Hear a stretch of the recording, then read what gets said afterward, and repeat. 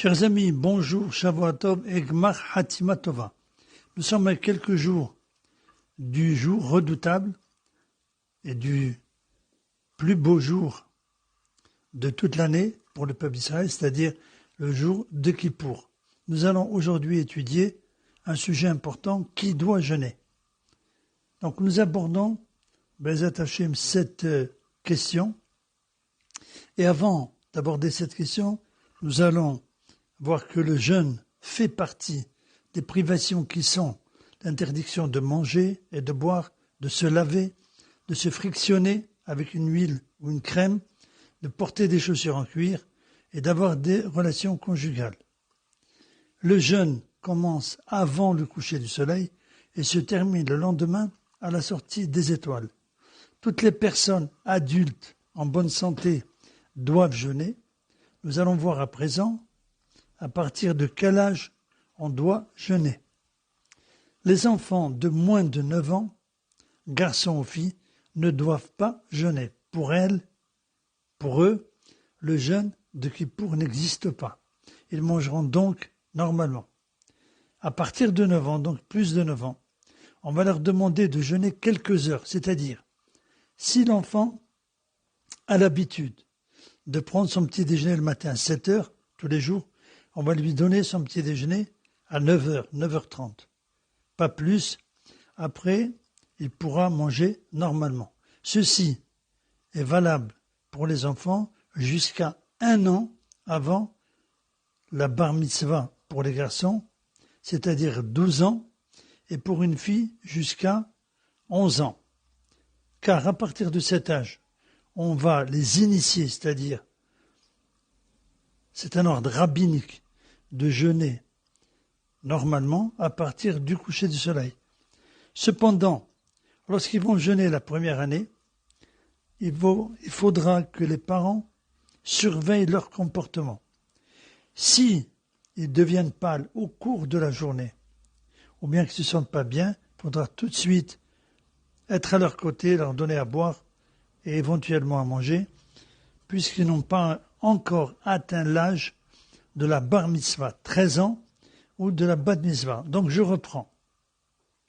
À partir de 12 ans, donc le garçon doit jeûner, la fille doit jeûner à partir de 11 ans. Mais c'est un ordre rabbinique, donc dans le cas où il y a un petit problème, le moins de problème, on leur donnera à manger et à boire. Par contre, à partir de 13 ans pour un garçon et de 12 ans pour une fille, ils doivent jeûner, et là l'ordre est désormais d'Eoraita, c'est-à-dire de la Torah. Et donc ils sont considérés comme des adultes à cet âge-là. Dans tous les cas, les parents devront être prévoyants lorsqu'ils amènent avec eux leurs enfants à la synagogue. Pour les enfants qui peuvent encore manger, c'est-à-dire moins de 12 ans pour le garçon, moins de 11 ans pour la fille, ils devront préparer à l'avance des gâteaux, des boissons, pour donner à manger, à boire à leurs enfants avant la lecture de la Torah le matin à la synagogue. Il est bon et conseillé que l'officiant, avant la lecture de la Torah, rappelle aux parents de donner à manger, à boire aux enfants de bas âge. Dans tous les cas, un enfant de moins de 9 ans qui exprime son désir de jeûner, on doit l'empêcher de jeûner. Et si un enfant de cet âge va à la synagogue avec son père, il doit manger avant d'aller à la synagogue, c'est très important.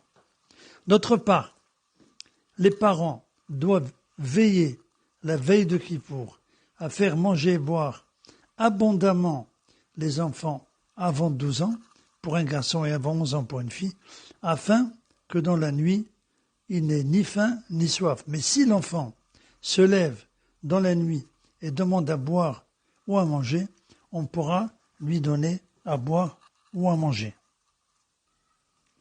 Nous allons voir à présent le cas des femmes enceintes.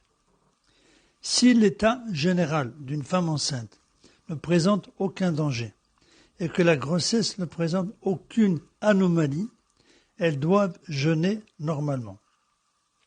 Pour toute grossesse difficile ou en cas de précédent de fausse couche, qu'à Dieu ne plaise, consécutive à un jeûne, il faudra consulter un dayan ou le rabbin de la communauté. Une femme enceinte qui, après avoir senti l'odeur appétissante de mets fumant, est prise soudain d'envie de manger, elle devient pâle, prête à s'évanouir, on lui souffle à l'oreille. C'est qui pour aujourd'hui. Si ce rappel ne suffit pas à la rappeler à la vie, on lui donnera à manger jusqu'à ce qu'elle retrouve tous ses esprits. Et ceci selon la vie de Rav Shlomo Zalman Auerbach, grand décisionnaire de notre époque. Il est important de rappeler l'importance pour tous, a fortiori pour les femmes enceintes et celles qui allaitent, de consommer abondamment toutes sortes de boissons, notamment de l'eau, pendant les 48 heures qui précèdent le jeûne. Donc, hommes, femmes, enfants, personnes âgées, toutes les personnes qui doivent jeûner sont priées de consommer abondamment toutes sortes de boissons 48 heures avant le jeûne. Nous allons parler à présent des femmes qui viennent d'accoucher. Alors, une femme qui vient d'accoucher dans les 3 premiers jours, elle ne jeûne pas. Même si elle veut jeûner, on l'empêche de jeûner. Du 3e au 7e jour, si elle déclare formellement qu'elle ne sent pas le besoin de manger, elle peut jeûner. Mais si le médecin n'est pas favorable, elle ne pourra pas jeûner, même si elle dit qu'elle n'a pas le besoin de manger. Si elle affirme le besoin de manger, on lui donnera donc à manger du 3e au 7e jour, mais par intervalle, les quantités suivantes que l'on va voir, et ceci est valable pour tous les malades qui, pour des raisons médicales, doivent manger le jour de Kippour, dans le cas où le médecin traitant déclare qu'il y a un danger de jeûner. On procédera donc de la façon suivante. La veille de Kippour, on prépare des doses de 30 grammes de pain ou de gâteau ou autre, c'est-à-dire des aliments solides, dans des sachets, et des doses de 40 millilitres de liquide. Alors, on va prendre un exemple. Supposons le matin, le malade consomme 30 grammes de pain et 40 millilitres d'eau. Et qu'après avoir tout consommé, il regarde sa montre, il est 8 heures. Il devra attendre 10 minutes pour prendre la dose suivante, c'est-à-dire 8h10. Sachant que les doses d'aliments solides et les aliments liquides ne s'associent pas, c'est-à-dire qu'on peut à la fois consommer une dose de 30 grammes de pain et de 40 millilitres d'eau, et 10 minutes après donc avoir consommé ces deux doses, on peut, c'est-à-dire à 8h10, selon notre exemple, recommencer à prendre une autre dose de 30 grammes de pain et de 40 millilitres d'eau.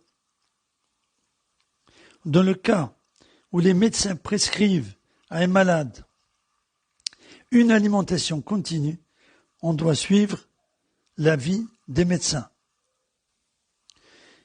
À noter que pour toute personne qui mangera, donc le jour de Kippour, selon l'avis médical, et qui va consommer du pain, il devra bien sûr faire Netilat Yadayim, se laver les mains, faire le motzi, et intercaler dans le Birkat Amazon, Ya'alev et Yavo, en mentionnant le jour de Kippour.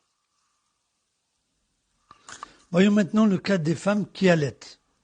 En général, les femmes qui allaitent doivent jeûner normalement. Un point important, cependant, une femme qui jeûne, en aucun cas, elle ne doit allaiter. C'est très dangereux, car cela provoque une déshydratation.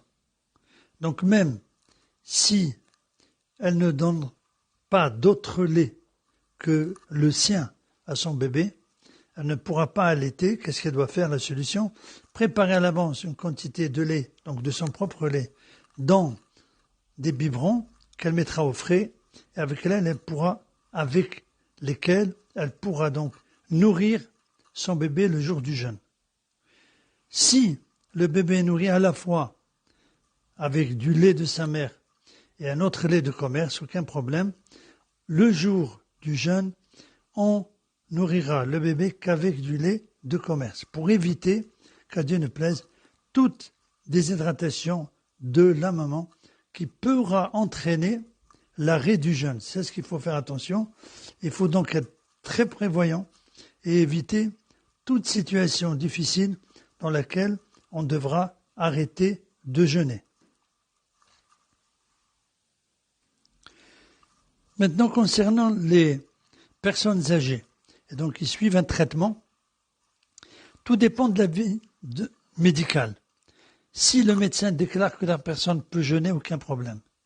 Si le médecin déclare qu'il est dangereux que cette personne jeûne, il ne faudra surtout pas que cette personne s'amuse à jeûner, car ce serait contraire à l'esprit de la Torah, dans laquelle la Torah nous dit « Vahai baim », c'est-à-dire que la personne doit vivre en appliquant les lois de la Torah. Donc toute chose qui peut altérer la santé doit être bannie, et donc si le médecin déclare que la personne ne peut pas jeûner, alors il faudra lui demander est-ce que elle pourra se suffire d'une alimentation, comme nous avons dit, selon les doses et selon les intervalles de temps, comme j'ai expliqué. Et donc, à partir de cela, toute personne qui prendra donc ces doses est considérée comme une personne qui a véritablement jeûné, et non pas comme une personne qui n'a pas jeûné, car c'est un cas de force majeure. Dans ce cas-là, cette personne-là pourra même monter à la Torah, aucun problème. Nous allons parler à présent de la Havdalah. Tout cela pour alléger encore le jeûne. Lorsque le mari tarde à entrer de la synagogue, la femme peut-elle faire la Havdalah? Réponse oui. La Havdalah à la sortie du Kippour ne comprend jamais la bénédiction sur les plantes ou les feuilles odorantes. Il faut, la veille de Kippour, acheter une bougie de longue durée, 48 heures au moins, pour réciter la bénédiction Boré Meoré Haesh sur la bougie, sur une flamme qui était en repos pendant toute la journée de Kippour. La Havdalah comprend donc la bénédiction, la première sur le jus de raisin Boré Peria Geffen, la deuxième sur la bougie de 48 heures dont on a parlé, qui a été allumée la veille de Kippour, Boré Meoré Haesh, et la troisième bénédiction, Amavdil Mekodesh Leho, que l'on récite tous les samedis soirs. Donc la femme peut réciter elle-même la Havdalah, aucun problème. Et donc elle devra consommer une quantité de jus de raisin. À ce moment-là, elle pourra boire et manger après la sortie du jeûne. Point important, si après la sortie du jeûne, on ne veut consommer que de l'eau, on peut boire de l'eau avant de réciter la Havdalah, mais pour consommer d'autres boissons, il faut absolument réciter la Havdalah. Conclusion, notre Torah, notre Sainte Torah, met au premier plan la santé de l'homme ou de la femme. Il faut être en bonne santé pour pouvoir jeûner. Si un risque minime pourrait entraver donc cette Sainte Torah, elle nous donne les moyens de pouvoir jeûner en consommant de la nourriture et des boissons par intervalle. Et quand le risque est plus grand, elle dispense la Torah, ou dispense carrément de jeûner, car c'est une Torah de vie, comme disons le Torah Haïm. Prions tous ensemble pour la bonne santé de tout le peuple d'Israël, pour la guérison de tous les malades, la fin de la pandémie dans le monde et l'arrivée du Mashiach bientôt de nos jours. Merci de bien vouloir partager ce cours qui peut être utile à de nombreuses personnes.